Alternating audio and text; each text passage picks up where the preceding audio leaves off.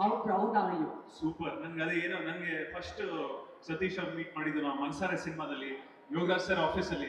ಅವಾಗ ಯೋಗರಾಜ್ ಸರ್ ಹೇಳಿದ್ರು, ನೋಡೋ ಸತೀಶ್ ಅಂತ ಒಬ್ಬ ನಿಮ್ ಜೊತೆ ಆಕ್ಟ್ ಮಾಡ್ತಾನೆ, ಅವನು ರಂಗಭೂಮಿ ಕಲಾವಿದ, ಅಂದ್ರೆ ನಿನಾಸಮ್ಮನೆಲ್ಲ ಹೋಗಿದ್ದಾನೆ, ಅವನು ರಂಗಭೂಮಿಯಲ್ಲಿ ಜೀವ ತೆಗೆದು ಬಿಟ್ಟಿದ್ದಾನೆ ಅಂತ ಒಂದು ಒಳ್ಳೆ ನಟ, ನೀನ್ ಏನಾದ್ರು ಒಂದ್ ಚೂರು ಕರೆಕ್ಟ್ ಆಗಿ ಆಕ್ಟ್ ಮಾಡ್ಲಿಲ್ಲ ಅಂದ್ರೆ ಅವ್ನು ತಿಂದು ಬಿಡ್ತಾನೆ ನಿನ್ನ, ಸೊ ಚೆನ್ನಾಗಿ ಆಕ್ಟ್ ಮಾಡು ಅಂತ ಹೇಳಿದ್ರು. ನಿಜ. ಹಾಗೆ ನಾನು ಸತೀಶನ್ ಮೀಟ್ ಮಾಡಿದಾಗಲೂ ಅಷ್ಟೇ ಯೋಗಿ ಅವ್ರು ಹೇಳಿದಾಗೆ ಒಂದಷ್ಟು ಜನ ಸಿನಿಮಾನ ಅತಿಯಾಗಿ ಪ್ರೀತಿ ಮಾಡ್ತಾರೆ.